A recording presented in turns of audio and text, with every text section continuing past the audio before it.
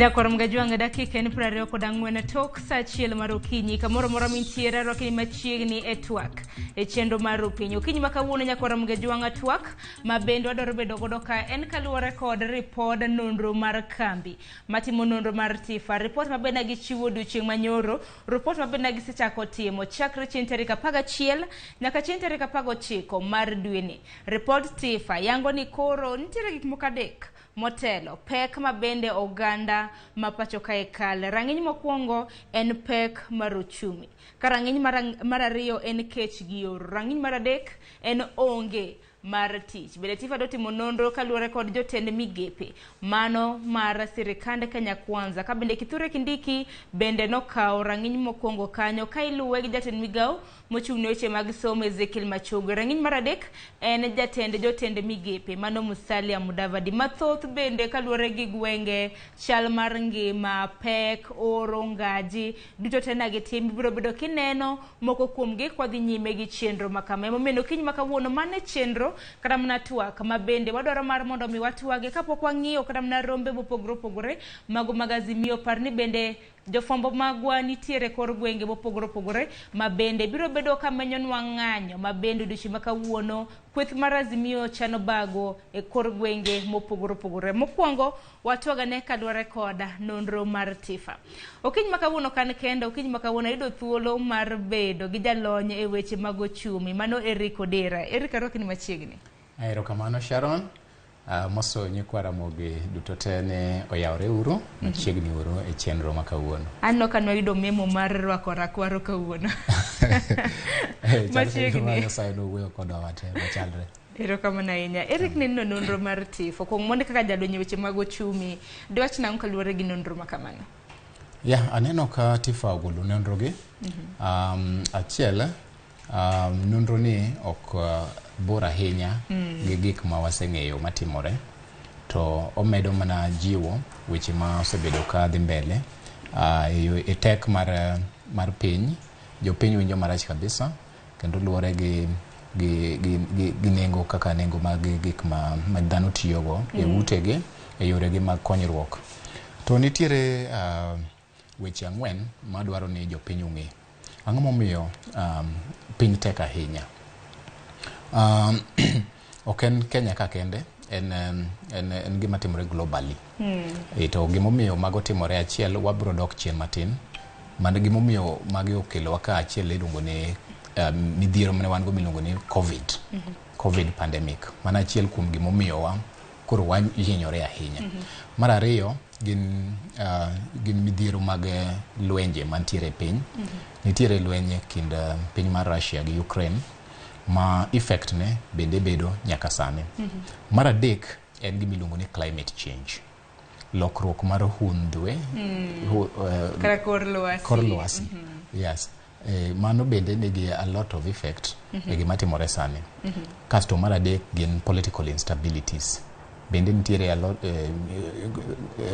msuko onge kwe ahinya e pinje moko bende mago te gik momiyo nengo obedo matek to nitiere bende moko motimore mamiyo mna nengo tek e Kenya ka kende machalo kaka tiyo marach gi mwandu ma wan go machalo kaka bedo ni ega mokadho bing'eni jo Kenya ne nigi yiero to yiero no nokawo thuolo mang'eny ka ji mang'eny go siasa seche ma ji go siasa no ing'eyo ni ji mang'eny ok ti ma koro wabro lero gi madongo mang'eny ka koro wadhi mbele koro kolero mana gi deje ka kidienje nikech nonro mar TIFA bende na gigole sectors mopogore opogore kaka jalonye weche mag ochumi ber kwa chaka ahinya kaluwore kod weche kata mana chal mar ochumi pacho kaende bende gisani wang'e ni kweth mar Azimio ng'anyo ahinya kaluwore kod pek mar ngima giywak ahinya kaluwore kod subsidies ma bende piny owacho nogole kinde ma bende pek mar ngima nitiere ng'wenyo kono kosebedo mayot kingo kata nengo mag modhi pi bende no medre, petrol no medre gi nengo mar siling 2 lita ka lita.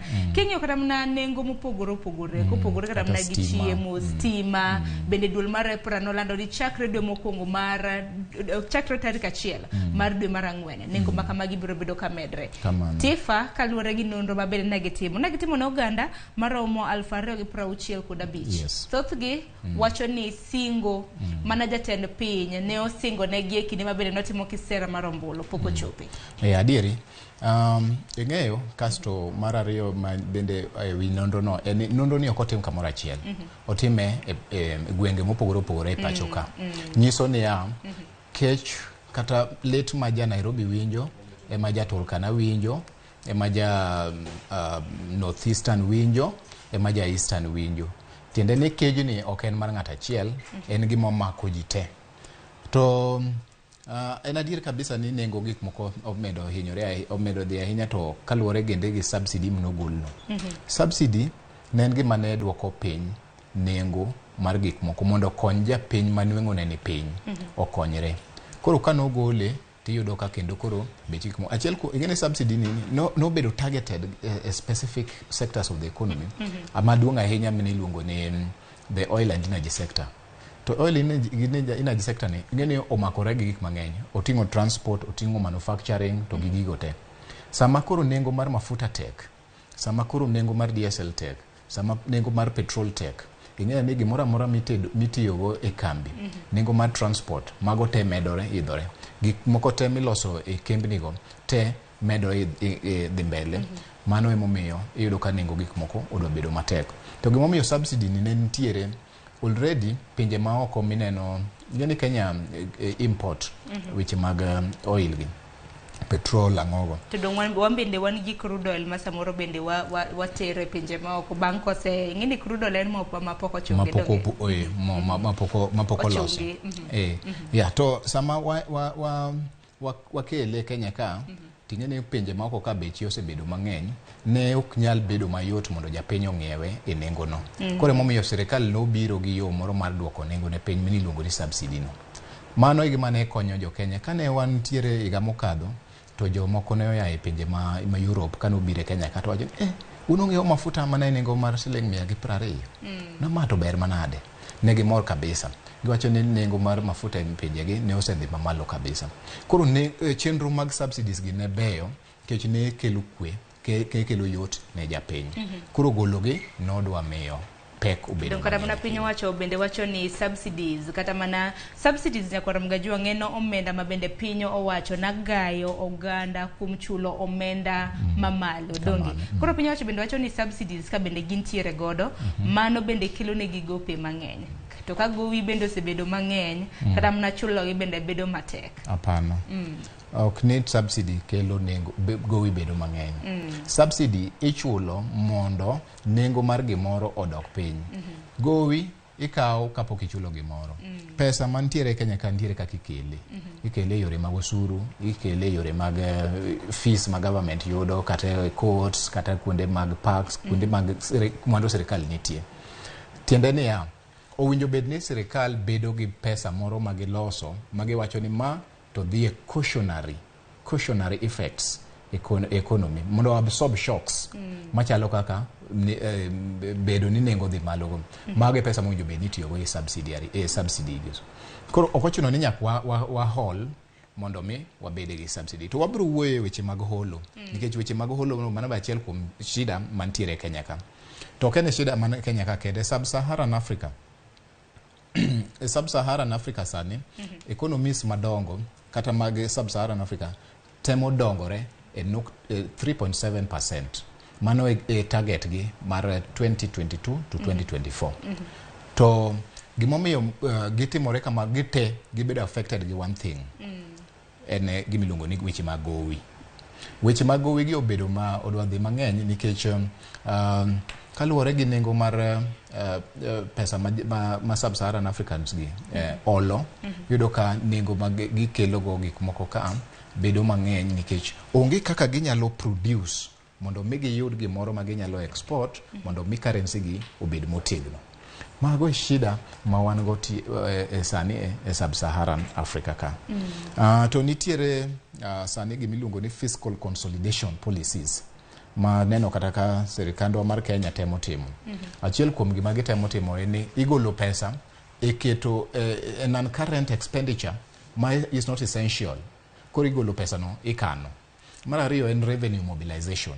Sani neno ka sirikal temo biro gi weche mag osuru, mara ne gimed osuru, mara ne gilos chike moko, tiende ni gitemo mobilize weche mag osuru mondo yudre mang'eny. Mago yore minyalo tim mondo mi wayud pesa mang'eny, mondo mi wachul gope. To nitiere gimoro miluongo ni debt structuring. Debt structuring en kakoro ni uwinjoru kane ichako ni pesa ni kata ki hola to hola go tabro chuli siling 100 dwe ka dwe. To kaluwore gi piny pek mar piny kaka dhi, tiyudo ka koro sok inya siling 100. Koro idhi negotiate wacho ni miya uru gimoro ma nyalo afford. Debt restructuring, koro inyalo kata extend the period mar chule. Although ni gibiro at cost, but it is better that way, it is better managed. Koro aneno kamago gik moko mwatemo timo, to mage gik momiyo nengo piny odhi malo. Now, debts ang'o momiyo debts go kelo nengo mar bedo mang'eny. Ing'eni kwa holo pesa to wahole in a foreign currency. Foreign currency ni kubiro to waloke e Kenya ka, e Kenya shillings. Exchange rates ing'eni okwa control. Exchange rates go biro control gi forex bureau and all that. Mago te gik ma miyo nengo wabedo piny. Nikech ing'eni Kenya, the Kenyan shillings oko tegno ahinya kipime gi dola kata gi foreign currencies go. Aya. Gimanchielo kendo manyalo konyowa en ni to wan to wawegi ang'o mwaloso mondo mi water oko mondo kelnwa pesa. Ing'eyo ni Kenya kata the problem man go gi developing economies and emerging markets ni production wa is majorly concentrated in agriculture, puro. Okay? To puro ni wapuro nang'o?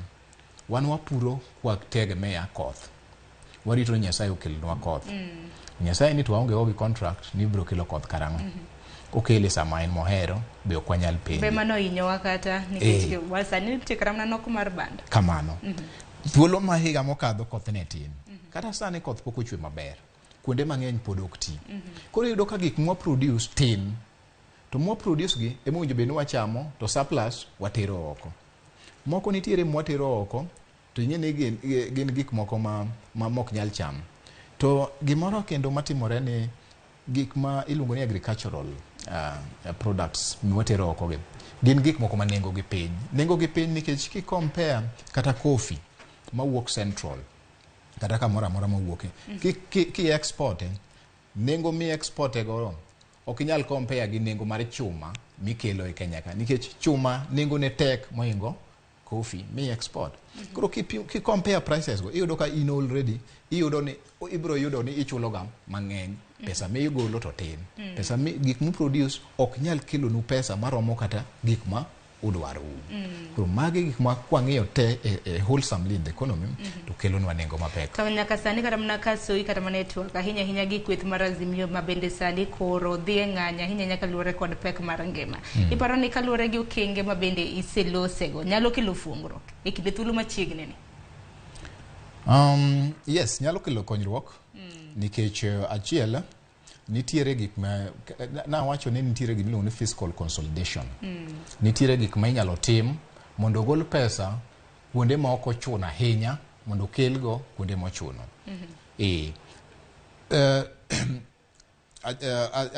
Moro ni wawacho ka ni subsidy. To wabro ng'iye in terms of production. E production ka sani kaka na selero ni jo Kenya mang'eny gin jopur.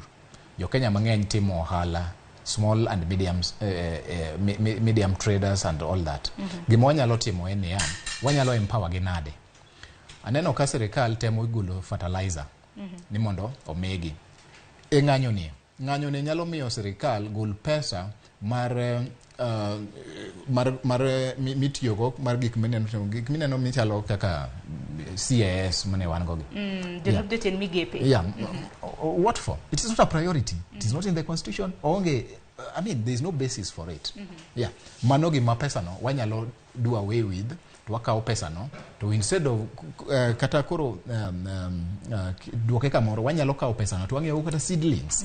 Mondo koro wami farmers, wami nyoge jopur, mbolea, to gi seedlings. Seedlings, kende is very expensive.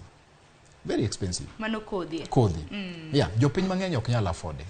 To jopiny ko ka ok ginyal afford kodhi no, chuno ni gibro pidho kodhi matin kata gibro kawo kodhi moko mok nyal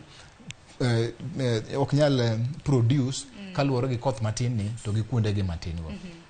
Koro nitiere spendings moko mwanyalo golo. Ang'eni nitiere ochumi uluongo ga gi dongere ni nitiere needs gi wants. Yes. Sani needs mage mwantiere koro ramna ma jopiny gombo mar mondo winji mar mondo miyo ng'e nikech koro sirikal bende nitiere gi wants dwaro mage gi.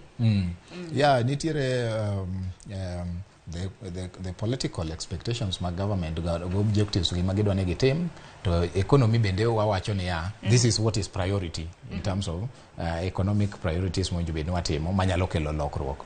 Yeah, mano kama there is a clash. To kano wan gi disciplined governance. Kano wan gi disciplined governance ma priority is to change the lives of jopiny. Then nitiere gik mano kuwinjo watim. Emo miyo ng'anyo ber. Nikech ng'anyo no kelo paro mopogore. Ifwenyo ni kare gima natimo ne ok ber. Ifwenyo ni kare wanyalo timo the alternative. Ifwenyo ni there are other ways of doing things. Koro mane momiyo awacho ni nitiere pesa moko mwanyalo golo kuonde moko moko chuno to wakelo e yore moko mochuno. Erika lure kod chal mar ochumi bende king'iyo kata mana nonro mar TIFA mabende gigolo odiochieng' manyoro ne gitimo kata mana nonro e gwenge mopogore pacho kaini. Yes. Ahinya gwenge makoro gi sani kech osaso. Yes. Gwenge mag North Kenya, yes. Mago nyandwat mar piny Kenya, otelo gi Eastern. Yes. Mano otelo ne namba mokwongo, mar ariyo Lower Eastern, yes. Mar adek en gwenge mag Nyanza. Yes. Rang'iny mar namba 4 en gwenge mag Masawa, mano Mount Kenya. Nyanza ka makoro kawo namba 3 ni, makoro wacho ni gwenge mabende kech osaso. Ma en kaluwore dibed ni en oro mabende ni wacho ka. Yeah, en oro to mar ariyo generally nweng'o ne tin, nweng'o mar ji tin to kech bing'eni kelo gi koso tich. Ing'eni kaluwore gi koso tich to wabiro ng'iyo ni industries ni kanye. Kwa wacho weche mag Nyanza, industries mag ji mang'eny, ji adi mobedo man gi tije e Nyanza kata ki pick one household, ji adi matiyo e odno to ji matiyo go gikelo pesa di e odno. Pesa magikelo no be nyalo romo gi meet the requirement mag odno machalo kaka somo, thieth to gi chiemo kapok idhi kata were mag lewni to gi udi ma ji odak. Koro inang'o ka ji matin tiyo to ji mang'eny dwaro no cham gima ng'ama tin no, ng'ama ng'ata achiel no kata ji ariyo emo kelo. Koro mano to tabu mantiere all across. But wawacho ni gik momedo kelo mago gin gik machalo kaka horo momiyo pur tin, gik machalo kaka Nyanza bende king'iyo the primary economic activities ma Nyanza gin mage. En pur, en weche mag lupo, gin weche mag ohelnigo. Yeah, mago te gin interlinked. Kikawo kata lupo. Ing'eni ana jambita, bita kasgunga. Yeah, jowa gin jolupo. To jomoko wacho ga ni samoro ka koth ochwe to nutrients, ing'eni ka koth ochwe to wash away nutrients katero e nam. Koro ineno ka rech wuok oko mondo chiem. Sama rech wuok oko mondo chiem no gikwayo no. Ema sama jalupo bende nyalo yudo gimoro maber. Sama bende oro ng'eny to kata the breeding grounds mag rech yudo ka otwo kendo rech koro ok gi produce, gin bende ok ginyal dongore. Koro a number of issues, climate, drought, the fact that they are jobless. Yeah. Nikech onge mar tich bende ne achiel kuom okenge ma bende midhiero mamako oganda ma pacho ka. Exactly. Oro, ngaji, onge mar tich, unemployment. Yes. Kwa kanno kana ng'iyo kata mana report no nikech report no nitiere gi kidienje mopogore. Pek ma bende nitiere kanye ne economic hardship, mano pek kata mana mar chal mar ochumi ma bende no kawo namba. Te pek mar ochumi nitiere kidienje kata mana 5 nikech ne gitimo nonro ne johera mag Kenya Kwanza kanyakla gi johera mag Azimio. Koro johera mag Azimio neno ni economic hardship kata mna pek mar ngima en kaluore ni jatend piny William Ruto poko chopo singo mabede do singo ne oganda mapachoka bende nitiere wach mano mar mibadhi mabende giwacho no mako sectors mopogore piny e pachoka indi mabende nanno kanyo kobiro e rang'iny mar namba 3 bende nitiere increased public debt kata mna gowi mabende piny Kenya nitiere godo do kamedore ka rang'iny mar namba 5 nene midhiero motenre kod weche mag somo kamano era ng'enygo te gik mineno jo Kenya temo wacho ni otemo kelo wechego te gine gik mowachogo ni gine factors ma ka wang'iyo to kelo midhiero mar bedo mar ni ngima ni malo to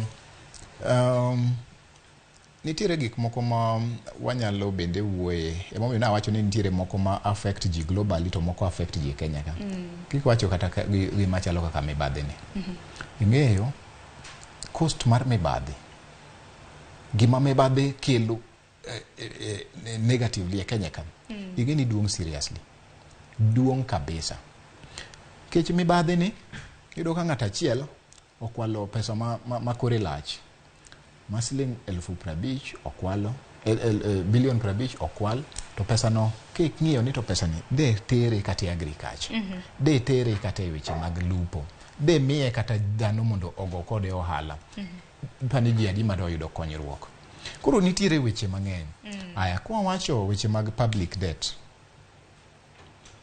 mano gowi ma piny owacho nigo gowi ma piny owacho nigo kaka aselero ni gowi ni ikawe number 1 en owinjo bed ni wakawo gowi ka wan gi priorities ni wang'eyo ni gowi ni dhi kanye ok owinjo bed ni kawo gowi ni to meet your recurrent expenditure owinjo bed ni kawo gowi to meet your capital expenditure tiende niya ok owinjo bed ni kawo gowi ni mondo ichul rent kata ing'iew go chiemo kata iter go nyithindo school ichul school fees to owinjo bed ni kawo gowi mondo ilos go gimoro mwandu ni moro mabiro bedo ni miyi pesa odiochieng' kata bang' dwe ka dwe mondo mi pesa no okonyi e yore ni mag dongruok kae to pesa miyudo no emitiyogo chulo gowi okay to kiyolo gowi iseyudo pesa ni namba 1 itere recurrent expenditure namba 2 pesa ni ikwalo what is the effect mano question ma jo Kenya nyaka penjre to king'iyo chien kacha cha pattern mane ma wan go pattern ma wan go en ni pesa ni wakawo to kuonde mitere either itere recurrent expenditure kata itere capital expenditure man gi long term effects for instance SGR no consume a lot of money so what is the effect of SGR in the economy by what factor is SGR contributing to the GDP growth in the country GDP mo be employed very few if you compare the cost manogerego to gi dhano ma benefit what is the net effect you see those are the questions to magi gik moko ma king'iyo jotendwa ge they don't want to answer you see they ignore the professional advice nigini will not have an immediate impact koro mago gik moko ma nikech gowi mar China be pod wachulo mano mar gero reru mar gacho kulo of course mano mar SGR yes yeah mago to nyaka chul kise kawe to nyaka chule aya the other things more winjo bed ne the government looks at gin gik milongo ni liability management kakore se kawo gowi ni emomiyo seche moko na suggest kacha gima iluongo ni debt restructuring kise kawo gowi ni tiyudo ni piny pek tidwa chule nang'o nyaka kuri bed piny nyaka kuri winj advice nyaka kuri imanye design moro midwa chulo gowi ni either you can inyalo choro moko mbele inyalo renegotiate inyalo kwayo mondo mi ichule matin moloyo bedo ni ikawe pesa te tichulego koro mago gik mowinjo bed ni wang'eyo kwadhi mbele erokamano ahinya Kenya kod mgejwang' nyaka chop sani kaluwore gi nonro mar TIFA mabed na gigolo odiochieng' manyora keni nene nade mana ka pile somonwa pachi kisomo pachi oronwa ote lai magwa magote machoka rede ka uchiel nono mbui mar Facebook bende wanyonre wantiere achiel kachiel mano Ramogi TV tudre koda page mara mar mbui mara mar Facebook iyuda @Sharon Ong'ao oganda mapacho kaindi dwaro mar mondo mi jatend piny okonygi mar tieko weche adek midhiero adek mano high cost of living chal mapek mar ngima mabende gikadhe. Mabende kaluwore gi nonro makamano kwan atamalo 48 wacho ni ngima tek jatend piny Kenya Uhuru Kenyatta nego chiwnegi resruok. William Ruto. Yes. Mar ariyo en hanga mano kech mabende osaso kor gwenge mopogore opogore. Gwenge mag Nyanza nineno kanyo kano biro e rang'iny mar namba 3 gi moro mar unemployment mabende wasiluse nok mar tije. Gik moko 3 go ema bende piny kata mana jopiny wacho mar mondo mi William Ruto okonygi mar tieko dipo kokelo negi kata mana chal maber ahinya mar dak. Kadwa wacho ing'eyo ni nitiere gimoro notimore chien kacha miluongo ni the rise notimore in the Arab world mane ogolo telo e lwet jotelo mane nitiere the Arab countries machalo kaka Morocco, Tunisia, the northeastern the north of Africa. Weche mag cost of living en wach mokinyal milorigo kin jatelo. Nikech ng'at modenyo ochalo guok modenyo. Ing'eni guok modenyo kitugo. Kendo onyalo kai sa saya. Chal gi ng'a modenyo. Yeah. To gima nyaka jo wang'e kata gima nyaka sirikand wang'e kata gima owinjo wawachi en ji mang'eny e Kenya ka koro 48% nyalo wacho ni gima oridore negi kabisa. That's a big population. A very big population. Almost half. Yeah.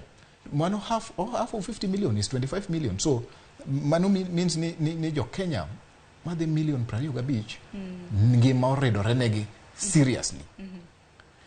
Mano gima ok wanyal kawo for granted. Omiyo ka jo Kenya wacho ni priority mar government mokwongo owinjo bed ni to reduce the cost of living, they are right. Kare momiyo wan gi maandamano. Kare momiyo jo Kenya mang'eny wuok oko mondo gi raise their voices.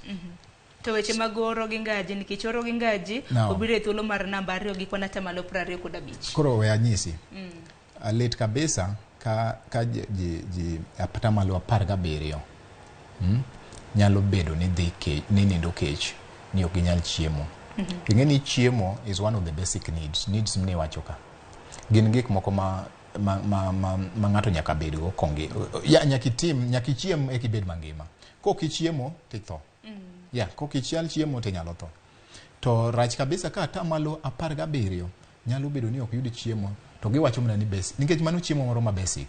Tiende ne samoro ok en kata chiemo moro ma is nutritious, ok en kata chiemo moro ma somebody wacho ni ochamo ni o enjoy. Samoro en chiemo moro ma basic. Koro let ni atamalo 17 nyalo bedo ni onge chiemo, kech chiemo en gima basic. To the duty mar government owinjo bed ni en sure gimiluongo ni food security. Food security en gik moko ma sirikal nego nitiere gik miluongo ni policies towards food security a country. Ang'o ma sirikal nyalo timo mondo ensure ni there is enough food security? Number 1, owinjo bed ni sirikal bedo gi yore moko ma gilosogo chiemo ne jopiny giwegi. Kata ka en pur to gipuro maber, to kata ka en bedo ni giomo chiemo mok nyal yud kaga to giomo go ma gibedo gi gimiluongo ne reserves, food reserves manyalo sustain jopiny. Sama koro atamalo 17 dhi kichni kare sirikal ni kanyo. Yeah. Do they even have systems to know ni ng'awa gi ng'awa monindo kech? You know? Yeah. To ka sama dhano osenindo kechni, ng'ani yang kiny no dhi school nade ka en nyathi? Ng'ani ka en miyo to kiny no dhi tich nade? The vicious circle of poverty, continues. What then are our priorities as a country? Mani penjo maduong' makata bende oganda medo penjo kweth mar Azimio gimomiyo ne gin e ng'anyo pod gimedo penjo. Kaluwore kod nonro makamano kata mana kopogore gi seyo mabende moko kuom jopiny ahinya kweth mar Azimio mabende notimnegi nonro makama bende nikech notim ni do winj ni kweth mar Azimio chung' margi ni kanye to kweth mar Kenya Kwanza chung' margi kanye. Moro bende thoth jo kweth mar kata mana johera mag Azimio wacho ni Azimio supporters are likely to sleep hungry compared to Kenya Kwanza. Mano kaluwore gi nonro bende mar TIFA. Gimomiyo mano timore, ing'eyo ne jo Azimio ne nigi hopes kabisa kane ji dhi e yiero. To when that hope was crushed, again there was a state of hopelessness and disappointment. Yeah, koro ineno ka mijingo manene gin-go mana kata mar wuok oko mar dhi manyo tich kata mar dhi manyo kaka ji nyalo konyore nodok chien. Koro mano to nyalo timore nikech ka koro kata jok minesiro e weche ni mag siasa nodhi momembore piny to dongi ng'eyo ni yore ni mag tich kata yore ni mag nweng'o bende nodhi mokethore. Koro mano nyalo timore. To gima bende anyalo yie kata gima nyalo wacho en ni kata kiweyo Azimio gi Kenya Kwanza, the bottom line is ji te winjo pek. The bottom line en ni kech chamo jo Rift Valley, chamo jo Central gi, mana kaka chamo jo Nyanza. Yeah, to the issue ni Azimio gi Kenya Kwanza, mano tanyalo wacho mna ni can be attributed to the fact ni Azimio lost and jok moko mane expect something, you know, their hopes were. To akeni eri kaka jalonyi weche mag ochumi nikech bende kaluwore kata mana gi pek mar ngima e gwenge nyakoro mga jony nyalo somo gi bath wang' jowi mari kanyo neno nonro mopogore opogore ma bende TIFA nwatemo kolonegi wang' ng'injnegi e yo mayom ma bende ginyalo winjo. Nano pek mar ngima e gwenge weri koro gimoro manwa wacho ahinya nyaka luwore kod gwenge ma kech osaso. Koro maka luwore kod pek mar ngima e gwenge. Naneno ka gweng' mano mar South Rift wacho ni ok giyud pek ahinya na gin dik chiegni gi kwana tamalo 69 mana ni king'iyo rang'iny ma kamano nyaka namba ma piny mogik ni nono ma kwantiere gi Nyanza gi Mount Kenya. Akenang'me ni jo South Rift mago jo mantiere South Rift e pacho ka kanyakla kod jogo ek mantiere coast wenge mag dhowadh nam chumbi ok yud pek mar ngima ahinya. South Rift counties oting'o counties machalo kaka Kericho. Yeah, to ng'eyo ni Kericho is a tea belt. Koro there are a lot of tea factories ma offer employment opportunities. Again, the agricultural productivity in Kericho County okinyal compare gi places machalo kaka Northeastern. Koro they are likely to suffer less ki compare gi jok machalo jok mantiere in Northeastern. Again, kata ki compare gi jok mantiere coast. Coast is an urban I believe ni coast Mombasa is an urban center to nigi opportunities, but kiweyo kiwuok Mombasa ki the other places in the coastal region yudo ka life is very hard because coast is moderately dry. Yeah, agricultural productivity is low, mostly they depend on gik machalo kaka tourism. You know, yeah, ma bende okne affect the common mwananchi directly, but nitire jok matin mo be employed in the tourism. Yeah, but ki compare the South Rift, so you are likely to find a name ji mang'eny nyalo be employed in the agricultural sector in mane South Rift ko ki compare gi nikech kram na kineno kwana tamalo makamago nikech wacho ni pek mar ngima king'iyo kram na gwenge South Rift kineno kanya kwa mga juang en kwana tamalo 62 kibendi biro mana nyiso wa kwana tamalo makamagi bende nyiso nango nikech kineno South Rift pek mar ngima nitire kwana tamalo 62 coast mago gwenge mag dwadh nam chumbi 58 wantiere gi Nairobi 53 Central Rift 53 Nyanza 48 Mount Kenya 42 kwanata malo makamago nyiso nango. Kwanata malo no nyiso ni ji mane odadhogi kuom dhano mane odadhogi moya e gwenge no kwanata malo 62 wacho ni giyudo ka ngima ok otegno ok teknegi ahinya e coast e South Rift. To Mount Kenya wacho ni kuom jok mane odadhogi gineno ni kwanata malo 42 kende ema wacho ni ngima ok tek ahinya. Ya koro gima se wacho en ni makoro mano ok nyisi ni koro ngima pek kata mna yote gwengego. Ok nyisi ni ngima pek kata yot. Nyiso magi nyiso mna ni kaluwore gi kama gintiere no opportunities mage mantiere kodgi. Yeah, luore pogore mage gik miluongo ni inequalities. Inequalities. Yudo ka kuonde moko nitiere yore moko mag konyruok mang'eny moingo kuonde moko. Yudo ka jomoko ki yudo ka kech kayo to jok idhi kuonde moko to jomoko ni wan kejno wakia. Neno. Luore ni tiende ni kaluwore gi gik mantiere kanyo makelo negi konyruok opogore gi kuonde moko mago mondo mopogore samoro kata mana mani puodho gi mamoko eri kodhi nyime nikech aneno ka sa bende ringo matek kaluwore gi nonro makama kata ka pogore kata mana gi sew mane jomoko segura kata mana jatend piny kaluwore gi nonro makama kaluwore koda tije jomoko bende neno setiyo makare mago iluongo ni biggest achievements mano mar sirikande Kenya Kwanza sani en karibu dweche 7 chakre ne gidonje telo donge giwacho ni achievement maduong' gikwana tamalo 29 ne en Hustler Fund 5% wacho ni cost of fertilizer doneno ka nengo mar mbolea bende nodwok chien ka mar adek achievement kata mana wach mabende giwacho ni osemi maino gikwana tambala 4 giwacho ni William Ruto osebedo kata mana ka enhance national unity mano riwo wi Uganda kanyakla. My comment wechego anyalo wacho ni these are too little too late yeah ngech kata kiwacho ni Hustler Fund nasebedo ka penjo jini to Hustler Fund ni how much did you get jiminyisa ni giro siling 500 koro siling 500 ni siling 500 ni mar airtime kusoma pesa midwa timo gano the effect mar 500 kata the effect mar Hustler Fund in my view I think it is too little maybe ka neno ka ukelo lokruok moro kata ka gi increase mukelo lokruok although it is there awinjo ni intie jok ma around me wacho ni giseyude to the fact ni ginyisa ni giyudo as minimal or as little as don kata mna kaluore kata mna ge gucho hala mano hola mar Hustler Fund ne wacho ni kata mna ka limit ne en 500 you grow your limit to nyaka san kata mna nonro bende wacho ni maromo Uganda moheo 1800 pok oseduko gowigo makare Sharon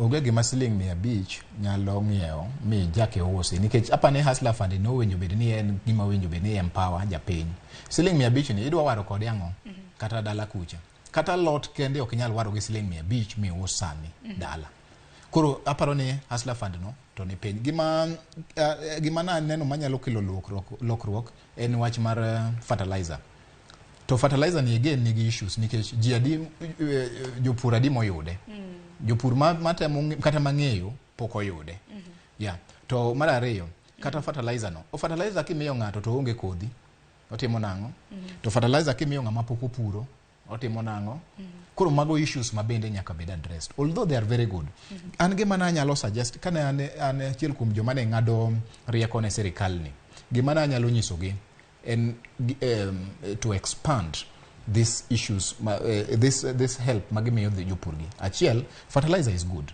to nyaka gimigi seedlings mar ariyo nyaka gipur negi kata gimanya way moro maginyalo puro negi kata puothe achiel kata puothe ariyo mondo mi production of kick production ne mwachakogo again jite ma Kenya ka ok gin jopur jo Nyanza mostly wan jolupo kia kuonde moyaeka wan jolupo how are we affected how do they help us ere yore moko magikonyo koro nyaka gi wamany policy ma is inclusive not a policy ma favor jomoko to weyo jomoko okay then king'eyo kuonde moko mok pure jo North Eastern gi jo Eastern makoro kech kayo moingo jitege how do we help them you know is fertilizer even nitiere kuonde moko ma Kenya kama ok dware kata fertilizer all that is needed are machinery and seedlings I was in coast sometimes na yudo ka coast nitiere kuonde moko mara so productive so rich and gimaji o lack and a means of production government nyalo come up with policies moko mar designed for each and every region manyalo spur or kick off the growth yeah mage gik manyalo par ekini mago duto tetimore hinya kar maipako ne William Ruto kramna kaluore kod chenro mar kelo hola mar Hustler Fund kaluore gi ministry mano mar cooperatives wangi jatend migo mar cooperatives en Simon Chelugui owacho ni oganda mapachoka chakre ne Hustler Fund chenro no oyangi oganda mapacho osekwayo hola maromo siling bilion 21 defaulters mathuth nikech ji maromo 800,000 benda paro ni ng'eny kaka mano makmana paro no gi kanyerik waka yo matinya korom gejwang kaduogo benda biro somo moko kuom ote mabende isebedo ka ioro kik dhi mabor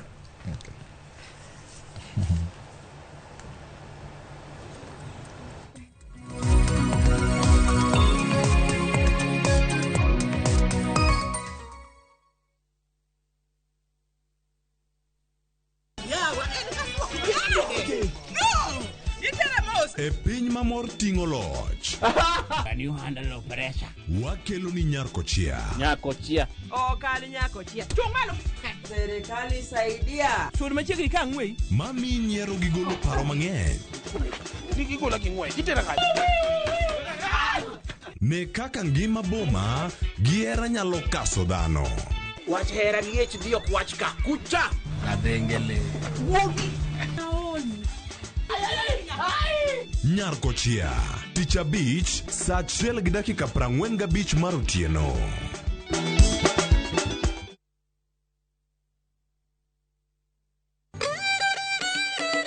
Kit oganda chano timbegi.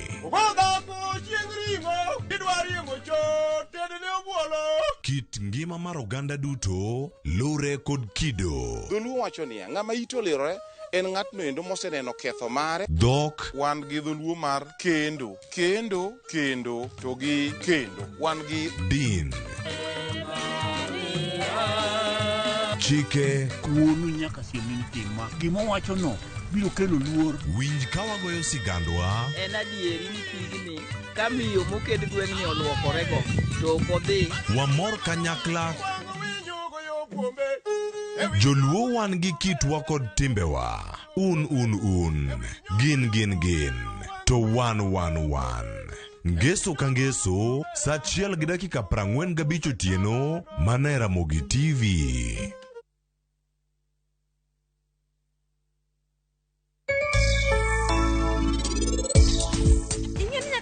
Kibian ken nyathi mane giparo na thoyi na biro manokalo odak kod gima ne otachiel ndo gikia gimoro amora. Tina yani ane mana nyuoli to Bihan en baba umano nyuoli. Sani wan watimuru matek mondo Bihan opar gimoro amora. An ang'eyo ni kaka rwako lawa mar arusni an gadier ni boparo gimoro amora to kendo in ok ibi kendo sankar.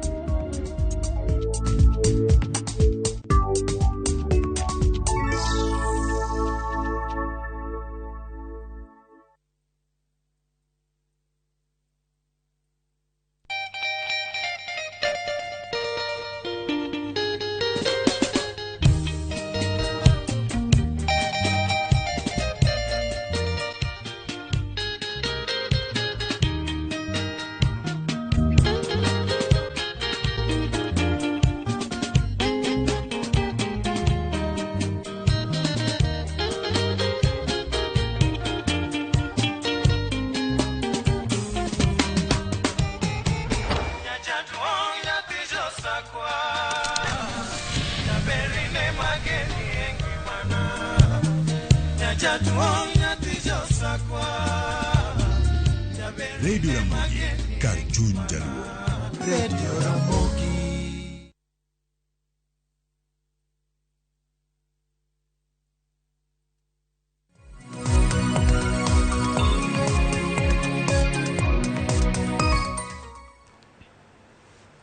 Ne korom ga jong machiegni okang' mar ariyo wadhi nyime gi twak e chenro mar rupiny ka bendo kiny makawuono twak ma bende wantiere gode rupiny kapo nono kia TV mari kata mana mbui mari watwak kaluwore kod nonro mar TIFA ma bende nagiyango odiochieng' manyoro. Nonro kaluwore kod chal mar uchumi, nonro kaluwore kod tije mag Kenya Kwanza ahinya nyaka sani thuolo mar dweche madirom mabiro chakre ne gidonjo e telo. Eric arwaki okang' mar ariyo. Erokamano. Ne korom ga jwanga Eric en jalony e weche mago mag uchumi. Eric Odera ni sinsani Jambita Homa Bay County machiegni kendo. Erokamano. Wach machielo mabende adani watwage ahinya singo mabende Kenya Kwanza na nitiere godo, singo mana Ruto na nitiere godo kinde mabende notimo kisera mar ombulu ne en weche mag nok mag tije, unemployment. To kan nonro mar TIFA nok mar tije obiro e rang'iny mar namba 3 kaka pek mabende oganda mapacho ka winjo kaka jalony weche mag uchumi.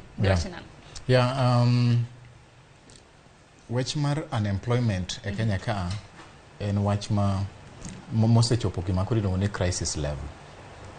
Dhano mang'eny yudo ka osetiegore to onge kaka yud tich. Serikal kane campaign to ne wacho ni gidhi loso okenge mag yoro tije. To an kang'iye gi pacha wuon, nitiere gik maparo ni kubene onyalo tim to nyalo kelo weche mag tich to gigo poko tim. Awacho ga ni gima inyalo tim manyalo kelo yore mag tije mang'eny gin gik machalo manufacturing no absorb ji mang'eny. To gima neno ka Kenya Kwanza timo ni giwacho ni increasing value addition, agro-processing. Agro-processing means what? Agro-processing means agricultural processing of agricultural products. Machalo kaka gik mo produce locally. Problem nagi mago enito, what is the effect? Jiadima nyalo bedo absorbed. Then you look agri-processing. Gidhi bedo implemented kanye. I am so sure ni nitiere kuonde moko ma they will not be implemented. Kaluwore gi distance to gi kama gigo bedo produced. For instance, kama wacho ni agro-processing. What are we going to produce in Northeastern? What industry will we have in Northeastern? What industry will we have in Coast? But they are good anyway, but I'm saying the nitiere gik moko ma kwa concentrate on to kwa biodo that big effect. But it is true, ni unemployment poko is a crisis in Kenya. Dhano mang'eny nitiere mose tiagore to onge tich. Gima nyalo nyiso jothurwa en ni kikiriti ni bed employed. Man yo moro minyalo timo. Nitiere gik mang'eny minyalo timo, inyalo chako gi kinyozi, inyalo chako gi laundry, inyalo timo tije ni mag lwedo.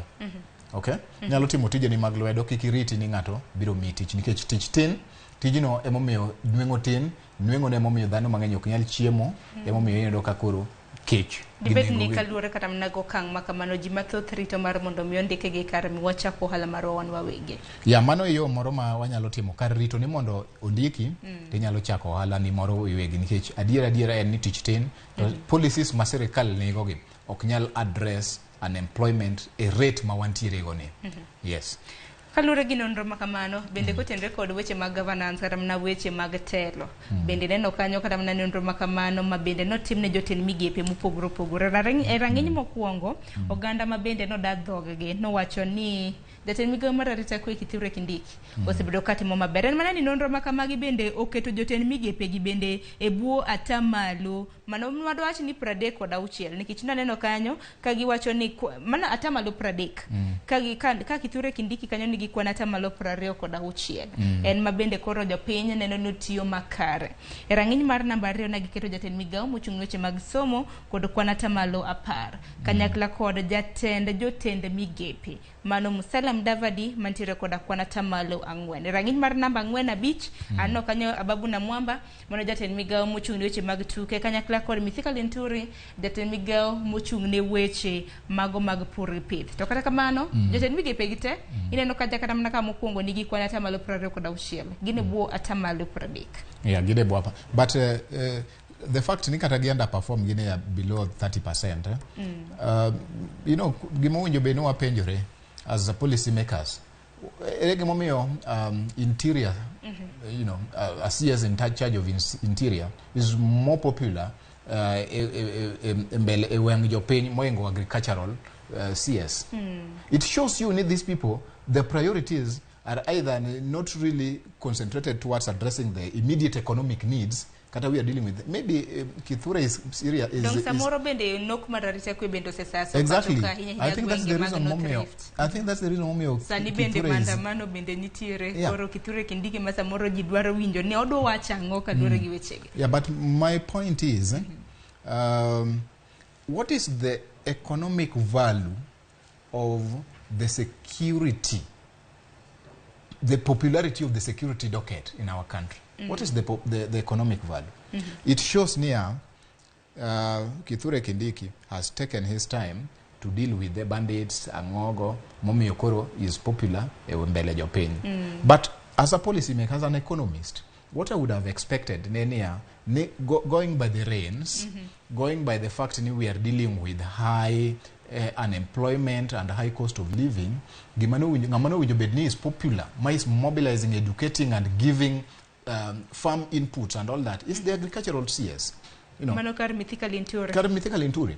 Yeah. Ang'o mieno yulo piny koni to eni munjo bedni address immediately, and it's not alone. Nitiere other ministries munjo bedni are popular. The cooperatives, the cooperative guy, the guy ma deal with the SMEs. Yes. Eni munjo bedni gi affect economic impact. Jatend migawo mar ohala Moses Kuria. Jatend migawo mar ohala. Yeah.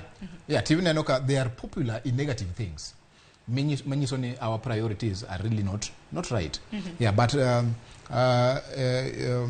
the education sector, again, education is also one of the needs marjo Kenya. Awinjo ka iwacho ni jatend migawo namba 2. Yeah. I don't know. I've not taken my time to take him seriously.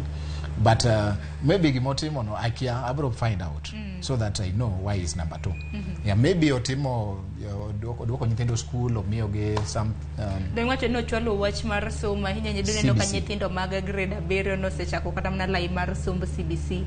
Bende Kindema Bende no Donjatello, a Katamane Mano Mara Migo Marasumu, Beneno Canyo Penji Bendanitiere, Penji Mara class a Boro class, a Pagari Bende no work. The any Kenya Bende Makatamaka one Kakajo Fuambo.